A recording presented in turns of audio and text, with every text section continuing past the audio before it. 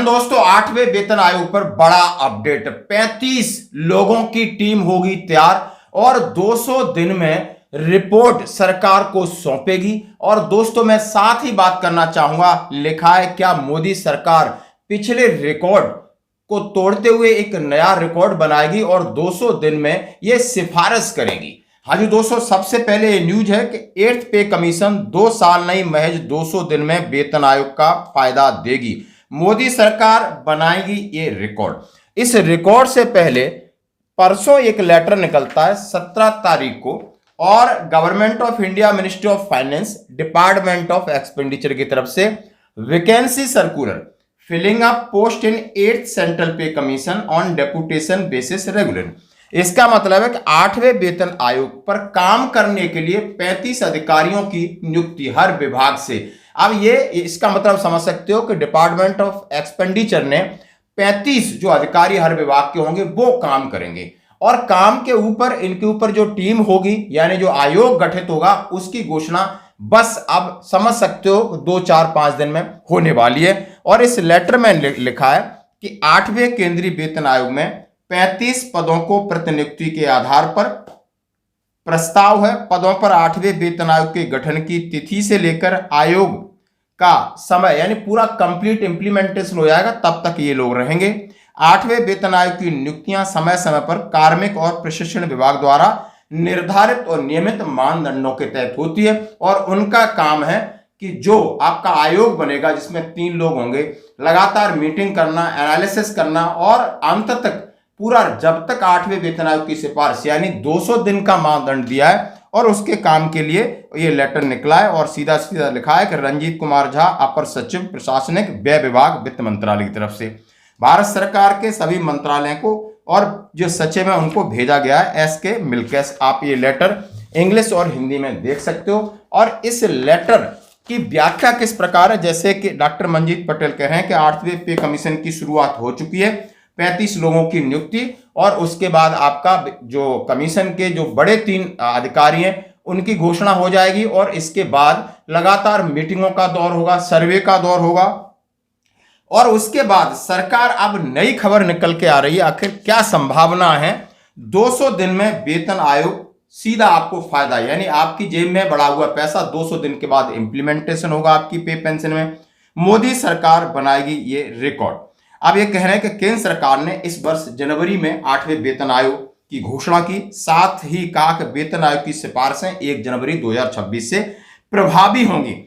अब सरकार ने 8वें वेतन आयोग के गठन को लेकर कदम आगे बढ़ाना शुरू कर दिया है। आयोग का कामकाज तय समय अवधि में पूरा हो जाए, इसके लिए उन्होंने 35 अफसरों की एक टीम बनाई जाएगी। यह स्टाफ प्रतिनियुक्ति है और इसमें से सभी से आवेदन मांगे गए हैं, और सरकार महज 200 दिन में ही 8वां वेतन आयोग गठित कर उसकी सिफारिशें लागू कर देगी। देश में इससे पहले अभी तक जितने भी वेतन आयोग गठित हुए उनके कार्यकाल को लेकर जो सिफारिशें हैं लगभग 2 से 2.5 साल का समय लगा है, लेकिन सरकार ने जनवरी में इस वेतन की घोषणा के बाद ऐसी चर्चा थी कि सरकार का एक्शन बड़ा फास्ट होगा। तो अभी सबसे बड़ा एक्शन, पहला एक्शन है कि 35 पदों का ब्यौरा जैसे कि लेटर के जरिए जारी कर दिया है, दूसरा टर्म्स ऑफ रेफरेंस, और तीसरा आयोग जो बनेगा उसकी नियुक्ति और उसकी घोषणा, और उसके बाद आपकी मीटिंगें, सर्वे और आपकी सिफारिश। इनको लेकर उन्होंने कहा है सीधा सीधा वेतन आयोग के गठन से पहले सरकार ने सभी हितधारकों से टर्म्स ऑफ रेफरेंस के लिए सिफारिशें मांग ली हैं।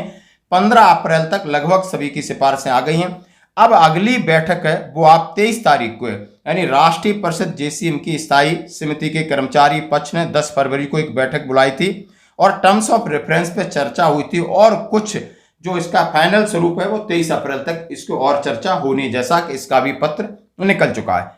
केंद्र सरकार ने पहले घोषणा कर चुके हैं कि 8वां वेतन आयोग 1 जनवरी 2026 से प्रभावी होगा। इसका मतलब यह है कि आयोग 6-7 महीने में अपनी रिपोर्ट तैयार करेगा। सरकार द्वारा रिपोर्ट की समीक्षा और उसे लागू करना है। सब कुछ इसी अवधि में होना है। National mission for old pension scheme Bharat के अध्यक्ष मंजीत सिंह पटेल के अनुसार 8वें वेतन आयोग के लिए जरूरतमंद स्टाफ की भर्ती तो शुरू हो गई है। अब किसी भी वक्त आयोग के सदस्यों की नियुक्ति का ऐलान होगा। नए वेतनमान समय से मिलेगा। डॉक्टर पटेल कहते हैं कि सरकार को इस बार ज्यादा भाग दौड़ नहीं करनी पड़ेगी। इससे पहले अभी तक जितने भी वेतन आयोग गठित हुए हैं उनके मुकाबले इस बार सरकार के पास बहुत कम समय है, लगभग 200 दिन में ही सरकार को सब कुछ करना है। अब ये बात की जा रही किस तरीके से पिछला पे मैट्रिक्स रखा जाएगा, आखिर फिफ्थ पे कमीशन, सिक्स्थ और सेवन से क्या इस बार सरकार सीखेगी। संभव है कि 7वें वेतन आयोग के दौरान जो पे मैट्रिक्स तैयार किया गया था इस बार भी वही चला जाएगा, बस उसमें डाटा बदलना है। पे मैट्रिक्स डॉक्टर एक्वार्ड फॉर्मूले के आधार पर तय किया जाएगा। अब केवल फिटमेंट फैक्टर पर काम करना होगा। फिटमेंट फैक्टर यदि 2.0 आता है तो न्यूनतम आपकी बेसिक सैलरी 18 से 36 हो जाएगी। यदि फिटमेंट फैक्टर 1.9 या 92 होता है तो उसकी 34,200 हो जाएगी। हालांकि सरकार की मर्जी पर है कि वह कितना फिटमेंट फैक्टर रखती है। ड्यूटी के वक्त सरकारी कर्मचारी की मौत हो जाती है तो उसकी बीमा राशि, और पे मैट्रिक्स में अभी तक 18 लेवल है, संभव है कि कुछ लेवल को आपस में मर्ज कर दे, ये भी कहा है 8वें वेतन आयोग के गठन की घोषणा के बाद।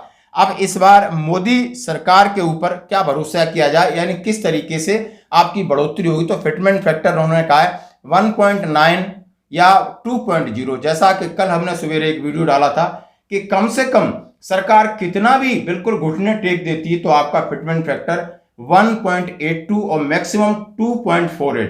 तो संभावना जैसे हमने बताया था कि 1.92 टू 2.0 इसके आसपास आपका फिटमेंट फैक्टर रहने वाला है, जैसा कि अब इसके लिए चर्चाएं शुरू हो गई हैं।